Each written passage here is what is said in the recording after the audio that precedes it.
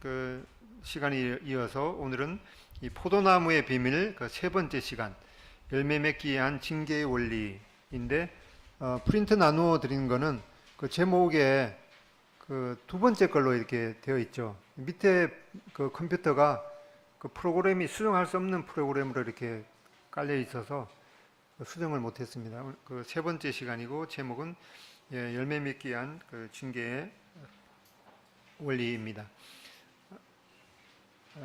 똑같은 본문 요한복음 15장 1절로 6절 읽어보겠습니다. 앞에 보시던가 성경 요한복음 15장 1절로 6절 시작.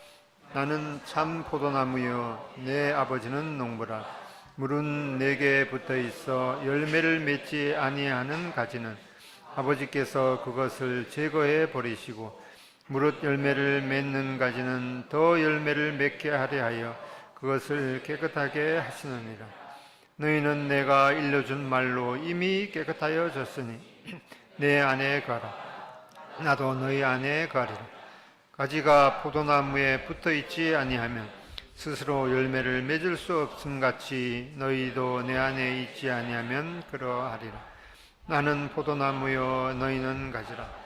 그가 내 안에 내가 그 안에 거하면 사람이 열매를 많이 맺나니 나를 떠나서는 너희가 아무것도 할 수 없습니다. 사람이 내 안에 거하지 아니하면 가지처럼 밖에 버려져 마르나니 사람들이 그것을 모아다가 불에 던져 사르느니라. 네, 참 포도나무는 예수 그리스도를 말합니다. 나는 내가 참 포도나무요 이렇게 주님께서 말씀하셨습니다. 그리고 두 번째 농부는 이 하나님 아버지를 말합니다. 내 아버지는 그 농부라. 또 가지는 믿는 자를 지칭하고 있습니다. 너희는 가지니. 또 이 과실 열매는 믿는 자의 선한 행실의 결과를 말하고 있습니다. 또 열매는 일반적으로 선한 행실을 의미하게 되는 것을 보게 됩니다. 디도서 3장 14절 또 우리 사람들도 열매 없는 자가 되지 않게 하기 위하여 필요한 것을 예비하는 좋은 일에 힘쓰기를 배우게 하라. 또 열매는 그리스도 안에 있는 자만이 맺을 수 있음을 보게 됩니다. 열매는 이 하나님을 높이기 위한 이 선한 동기로 이루어지는 선한 행실인 것을 보게 됩니다. 열매는 하나님을 기쁘시게 하는 믿는 자들의 모든 선한 행동인 것을 보게 됩니다. 골로새서 1장 10절에 주께 합당히 행하여 범사에 기쁘시게 하고 모든 선한 일에 열매를 맺게 하시며 열매는 믿는 자의 노력과 수고의 결과인 것을 보게 됩니다. 이 요한복음 15장 1절로 6절에 보면은 이 열매를 맺게 되는 그 네 가지 단계를 말씀하고 있습니다. 2절에 무릇 내게 붙어 있어 열매를 맺지 아니하는 가지, 그 다음에 열매를 맺는 가지, 또 더 열매를 맺는 가지, 그리고 네 번째로 열매를 많이 맺는 가지, 이 네 단계를 말씀하고 있습니다. 첫 번째 단계 열매 없은 no fruit, 그 다음에 두 번째 단계 열매 맺은 fruit, 그 다음에 세 번째 단계 좀 더 맺음 more fruit, 그 다음에 네 번째 단계는 많이 맺은 마치 fruit. 열매를 맺는 이 원리는 모든 믿는 자는 포도나무의 이 세 가지 비밀을 통해서 더 많은 열매를 맺게 됨을 보게 됩니다. 첫 번째 비밀은 열매 없음에서 열매 맺음으로 하나님께서 제거해 버리신다 이렇게 말씀하고 있는데 요한복음 15장 2절에 무릇 내게 있어 과실을 맺지 아니하는 가지는 아버지께서 이를 제거해 버리시고 이 제거해 버리신다 이렇게 말씀하고 있는데 조금 이따가 보게 되겠지만 이것은 이 들어 올리신다라는 그런 표현이 더 맞는 표현임을 보게 됩니다. 이 두 번째 비밀은 열매 맺음에서 좀 더 맺음 하나님께서 깨끗하게 하신다. 이것은 이 가지를 치게 되는 그런 내용을 보게 됩니다. 그다음에 세 번째 비밀은 열매 좀 더 맺음에서 더 많이 맺음으로 이 세 번째 비밀은 나중 시간에 보게 되겠지만 우리가 주님 안에 거하게 될 때 이 많이 맺을 수 있다고 말씀하고 있습니다. 요한복음 15장 5절에 저가 내 안에 내가 저 안에 있으면 이 사람은 과실을 많이 맺게 된다. 이번 시간에는 열매 없음에서 열매 맺음으로 주님의 이 열매 맺게 되는 그런 원리 중에서 그 징계의 원리에 대해서 살펴보겠습니다. 요한복음 15장 2절 전반절에 보면은 무릇 내게 있어 과실을 맺지 아니하는 가지는 아버지께서 이를 제해 버리신다. 그래서 내게 있는 가지는 바로 예수님 안에 있는 이 믿는 자를 말씀하고 있음을 보게 됩니다. 고린도후서 5장 17절 그런즉 누구든지 그리스도 안에 있으면 새로운 피조물이라 이전 것은 지나갔으니 보라 새 것이 되었도다. 그다음에 두 번째로 과실을 맺지 아니하는 가지는 현재 열매가 없는 믿는 자들인 것을 보게 됩니다. 요한복음 15장 2절 전반절 무릇 내게 있어 과실을 맺지 아니하는 가지는 아버지께서 이를 제거해 버리시고, 그다음에 세 번째로 이를 제거해 버리시고 라는 이 말씀은 이 열매 맺지 못함에 대한 이 하나님의 이 반응인 것을 보게 됩니다. 15장 2절에 무릇 내게 있어 과실을 맺지 아니하는 가지는 아버지께서 이를 제거해 버리신다. 근데 우리가 이 오해할 수 있는 것을 보게 되면은 믿는 자가 열매를 맺지 못할 때 하나님께서 어떻게 하시는가? 이 잘못된 개념은 믿는 자가 열매를 맺지 못할 때 하나님께서 그냥 간섭하지 않으시고 내버려 두신다. 이것은 잘못된 개념이고, 올바른 개념은 믿는 자가 열매를 맺도록 하나님께서 이 정기적으로 간섭하신다 라는 이것이 이 올바른 개념임을 보게 됩니다. 아래와 같은 경우에 하나님께서 이 간섭하시게 됩니다. 믿는 자가 이 죄를 지음으로써 열매를 맺지 못할 때, 로마서 6장 21절 22절에 보면은 너희가 그때 무슨 열매를 얻었느냐 이제는 너희가 그 일을 부끄러워하나니 그러나 이제는 너희가 죄에게서 해방되고 하나님께 종이 되어 거룩함에 이르는 열매를 얻었으니 이 마지막은 영생이라. 우리가 믿는 자가 죄를 지을 때 바로 죄를 지음으로 열매를 맺지 못할 때 하나님께서 간섭하시게 됨을 보게 됩니다. 두 번째로 믿는 자가 이 세상과 이 부귀를 좇음으로써 열매를 맺지 못할 때 하나님께서 간섭하시게 됨을 보게 됩니다. 마태복음 13장 22절에 가시떨기에 뿌리었다는 것은 말씀을 들으나 세상의 염려와 재리의 유혹에 말씀이 막혀 결실치 못하는 자요. 누가복음 8장 14절에도 가시떨기에 떨어졌다는 것은 말씀을 들은 자니 지내는 중 이생의 염려와 재리와 일락의 기운에 막혀 온전히 결실지 못하는 자요. 디모데후서 2장 3절로 4절에 보면은 너가 그리스도 예수의 좋은 군사로 나와 함께 고난을 받을지니 군사로 다니는 자는 자기 생활에 얽매이는 자가 하나도 없나니 이는 군사로 모집한 자를 기쁘게 하려 함이라.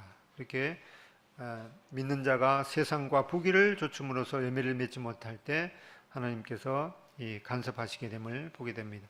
세 번째로 믿는 자가 열매 맺는 것에 무관심하게 될 때 하나님께서 간섭하시게 됨을 보게 됩니다. 디도서 3장 14절에 또 우리 사람들도 열매 없는 자가 되지 않게 하기 위하여 필요한 것을 예비하는 좋은 일에 힘쓰기를 배우게 하라. 디도서 3장 1절에도 너희는 저희로 하여금 정사와 권세 잡은 자들에게 복종하여 모든 선한 일에 행하기를 예배하게 하며. 그 다음에 이제 열매를 맺기 위한 징계의 원리를 보게 되면은, 첫 번째 원리를 보게 되면은 우리 삶이 열매 맺지 못하는 상태가 지속될 때 하나님께서는 우리 삶에 개입하셔서 훈련시키시게 됨을 보게 됩니다.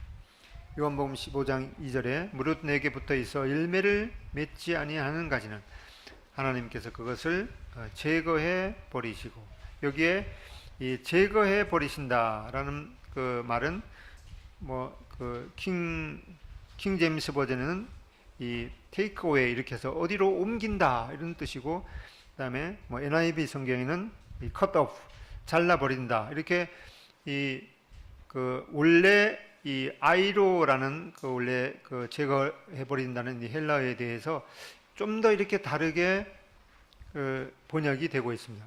왜 그런가 하니까 이 아이로라는 이 단어가 여러 가지로 이렇게 쓰이게 되고 약간 어려운 그런 용어이기 때문에 이렇게 여러 가지 번역으로 이렇게 번역이 되는데, 이것은 똑같은 그 제거해 버린다는 이 그 아이로가 똑같이 쓰인 것을 예를 보면은 마태복음 9장 6절에 보면은 중풍병자에게 말씀하시되 일어나 내 침상을 가지고 집으로 가라.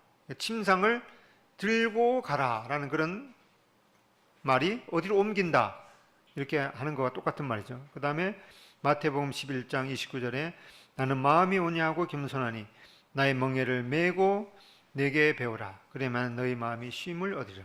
나의 멍에를 메라. 이거는 들어서 메라는 거죠. 그래서 이 15장 요한복음 15장 2절에 무릇 내게 붙어 있어 열매를 맺지 아니하는 가지는 아버지께서 그것을 제거해 버리신다. 이 말을 갖다가 이제 이 들어 올린다 이렇게 표현하는 것이 아주 가장 정확한 그런 표현임을 보게 됩니다.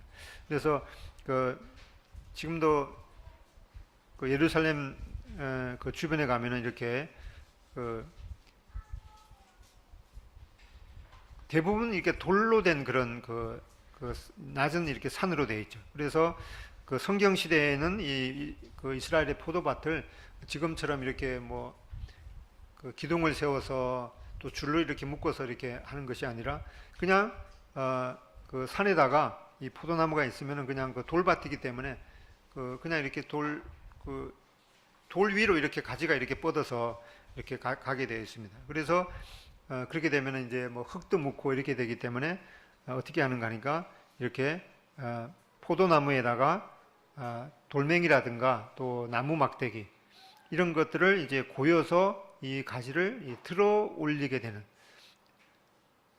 그런 농사법을 하고 있습니다. 그래서 성경 시대의 이스라엘의 포도 재배법 그 위에 보면은 그 가지가 그냥 돌밭에 이렇게 있게 되면은 뭐 흙도 묻고 또 벌레도 묻고 이러기 때문에 돌멩이를 이렇게 고여서 들어 올리게 됩니다. 그래서 지금은 이제 뭐 철사라든가 이런 것들을 이제 Y자 모형으로 이렇게 해서 현재는 이렇게 포도를 재배하고 있습니다.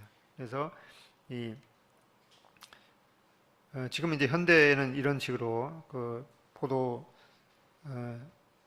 나무를 심어서 기둥을 이렇게 해서 Y자 모형으로 이렇게 쭉 해서 그 열매를 많이 맺을 수 있도록 들어 올리게 되는 것을 보게 됩니다. 두 번째로 이 포도 농장에서 이 들어 올린다는 것은 이 가지를 깨끗하게 하고 이제 다시 그 가지를 묶는 것을 의미하고 있습니다. 그래서 이 들어 올린다는 말은 이 보호하시는 이 돌봄이 있는 것을 보게 됩니다. 또 믿는 자에게서 들어 올린다는 것은 하나님께서 지속적으로 이 회복의 기회를 주신다는 뜻인 것을 보게 됩니다. 하나님의 이 충실하심을 농부이신 하나님의 이 충실하심을 보게 됩니다. 그래서 이 하나님께서는 그 포도나무와 그 가지를 돌보시는 일을 이 다른 사람에게 맡기시지 아니하시는 것을 보게 됩니다. 이 아버지 하나님께서 이 농부이시고 직접 그 가지를 들어 올리시는 것을 보게 됩니다. 다음에 열매를 맺기 위한 징계의 원리 두 번째를 보면은 하나님께서는 열매 맺지 못하는 믿는 자의 삶을 징계하시는 것을 보게 됩니다. 하나님께서는 모든 믿는 자를 징계하신다고 말씀하고 있습니다. 징계는 히브리서 12장 8절에도 징계는 다 받는 것이오늘 너희에게 이 징계가 없으면 사생자요 참 아들이 아니니라. 하나님께서 이렇게 모든 믿는 자를 징계하시는 것을 보게 됩니다. 여기 위에 빨간 글씨는 한번 읽어보겠습니다. 시작. 나는 주님의 작업장에서 다른 어떤 것보다도 불과 망치와 줄에 더 많은 빚을 졌다. 나는 가끔 내가 징계를 통하지 않고 배운 어떤 것이라도 있는지를 질문한다. 나는 나의 교실이 어두울 때 더 많은 것을 본다. 이 유명한 이 복음 전도자였던 이 스펄전이 이렇게 말했습니다.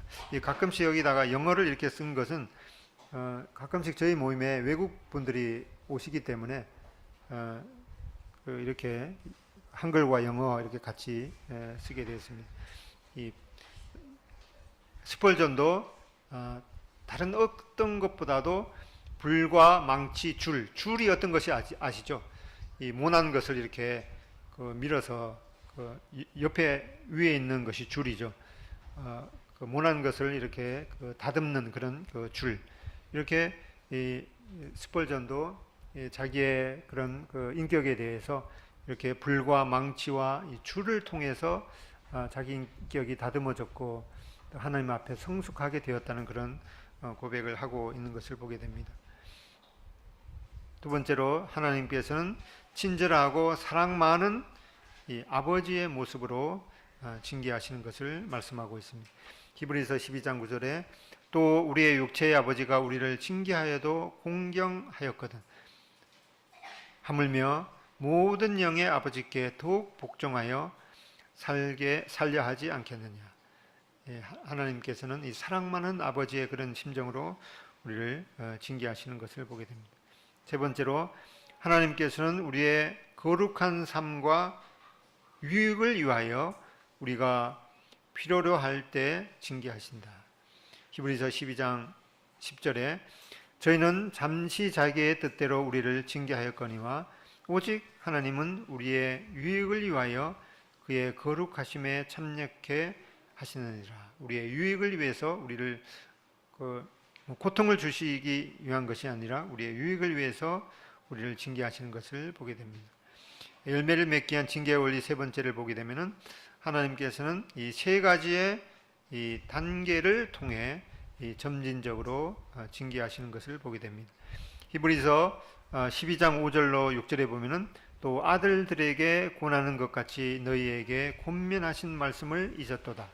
일러스되 내 아들아 주의 징계하심을 경히 여기지 말며 그에게 꾸지람을 받을 때 낙심하지 말라. 주께서 그 사랑하시는 자를 징계하시고 그의 받으시는 아들마다 채찍질 하심이니라 하였으니. 이렇게 이 세 가지 단계. 이 첫 번째는 이 꾸지람, 그 다음에 징계하시고, 그래도 수정하지 않을 때는 이 채찍질 하시게 됨을 보게 됩니다. 이 세 가지 단계를 보게 됩니다. 첫 번째는 이제 이 책망이죠. 디모데후서 3장 16절 17절에다 보면은 모든 성경은 하나님의 감동으로 된 것이로 교훈과 책망과 바르게 함과 의로 교육하기에 유익하니 이는 하나님의 사랑으로 온전케 하며 모든 선한 일을 행하기에 온전케 하려 함이니라. 이렇게 처음에 이 책망이 있게 되죠. 요한복음 16장 8절에도 그가 와서 죄에 대하여 의에 대하여 심판에 대하여 세상을 책망하시니라. 성경이 우리에게 주는 유익을 보면은 이렇게 네 가지가 있죠. 성경은 바로 이 우리에게 주신 교훈인데 그것은 우리가 걸어가야 할 길입니다. 그런데 우리가 걸어가야 할 길을 계속 가지 않고 이제 이 똑바로 가지 않고 곁길로 빠지게 되면은 우리가 잘못 길을 들어서게 되죠. 그렇게 되게 될 때 우리는 하나님의 말씀으로 인해서 책망을 받게 됩니다. 책망을 받을 때 이제 돌이키지 않으면은 이제 밑으로 이제 삼천포로 빠지게 되는데 이 책망을 받으면서 우리가 이 바로잡아야 할 바르게 우리의 삶을 바르게 할 때 그렇게 해서 의로 교육 우리가 계속해서 걸어가야 할 길로 가게 됩니다. 그래서 모든 성경은 하나님의 감동으로 된 것으로 이 교훈과 책망과 바르게 함과 의로 교육하기에 유익하다 이렇게 말씀하고 있습니다. 두 번째 단계는 바로 이 징계의 단계입니다.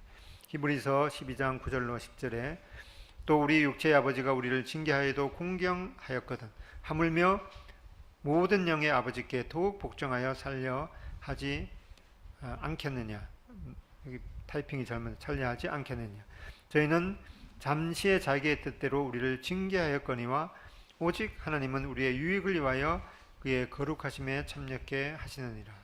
이렇게 우리를 두 번째 단계는 우리를 징계하시고, 세 번째 단계는 징계하시고 그래도 우리가 돌이키지 않을 때 이제 채찍질이 있게 되는 것을 보게 됩니다.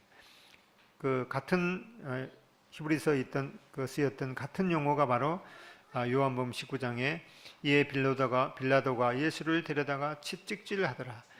군병들이 가시로 면류관을 엮고 그의 머리에 씌우고 차색 옷을 입히고, 그다음에 마태복음 10장 17절에도 사람들을 삼가라. 저희가 너희를 공회에 넘겨주겠고 제 회당에서 채찍질하리라. 이렇게 같은 용어가 쓰여지고 있습니다. 이렇게 열매 맺는 그 징계 원리 이 세 단계를 보면은 첫 번째 이 책망이 있게 되고, 그 다음에 징계, 그 다음에 그 채찍질, 이 고난이 있게 됩니다.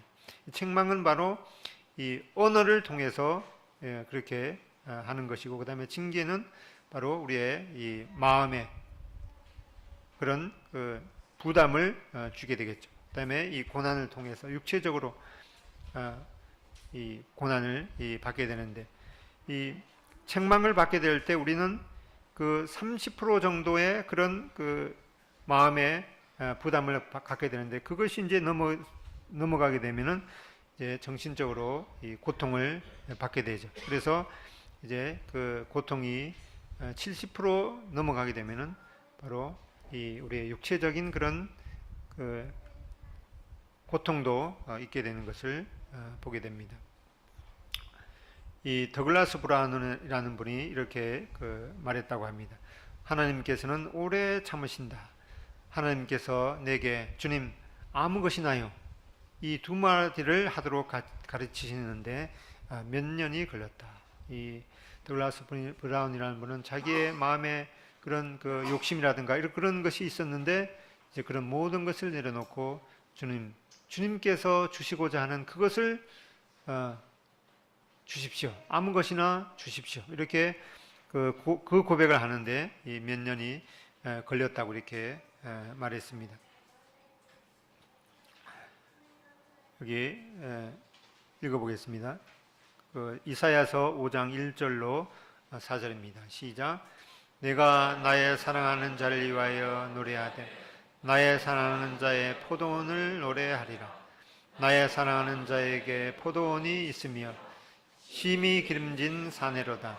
땅을 파서 돌을 제하고 극상품 포도나무를 심었도다. 그 중에 망대를 세웠고 그 안에 술들을 팠었도다. 좋은 포도 맺기를 바랐더니 들포도를 맺었도다. 예루살렘 거민과 유다 사람들아 구하노니 이제 나와 내 포도원 사이에 판단하라. 내가 내 포도원을 위하여 행한 것 외에 무엇을 더할 것이 있었으랴. 내가 좋은 포도 맺기를 기다렸거늘 들포도를 맺음은 어찌민가. 이렇게 이 포도나무는 바로 이스라엘의 그 과거를 의미했던 것을 보게 되었습니다. 하나님께서는 이스라엘을 선택하셔서 이 극상품 포도나무로 심으시고, 또 이스라엘에게서 하나님께서 바라시는 많은 풍성한 열매를 맺기를 원했는데, 이 이스라엘은 하나님을 거역하고 이 들포도를 맺었던 것을 보게 됩니다. 이렇게 하나님께서는 우리들에게도 우리 삶을 통해서 풍성한 열매를 맺기를 원하시는 것을 보게 됩니다. 그래서 우리가 우리의 그 죄를 범할 때, 또 세상에 마음이 빠져 있을 때, 또 열매를 맺는 그 자체에 대해서도 무관심할 때 하나님께서는 우리의 삶에 개입하셔서 때로는 책망하시고, 때로는 또 징계하시고, 때로는 이 채찍질을 하셔서 하나님께서 정말 우리 삶 가운데 풍성한 열매를 맺기를 원하시는 것을 보게 됩니다. 그래서 이 신앙은 그냥 이론이 아니라 이 하나님께서 정말 주님을 통해서 우리의 삶이 하나님께 원하시는 그런 열매를, 이 풍성한 열매를, 또 하나님께서 원하시는 그런 이 영적인 삶을 살아내도록, 또 우리의 그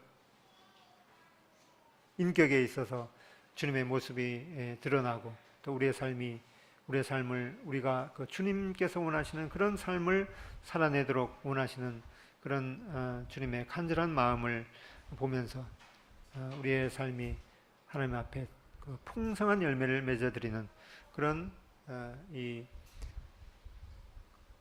다락방 그 강화에 이어서 계속해서 이어지는 그런 내용을 보게 됩니다. 주님께서 돌아가시기 하루 전에 바로 이러한 그 포도나무의 비밀을 말씀하신 것은 우리에게 유언과도 같은 그런 말씀이기 때문에 이 말씀을 우리 마음 가운데 잘 또 새기고 묵상해서 하나님께서 원하시는 그런 삶을 사셨으면 하는 그런 마음이 있습니다.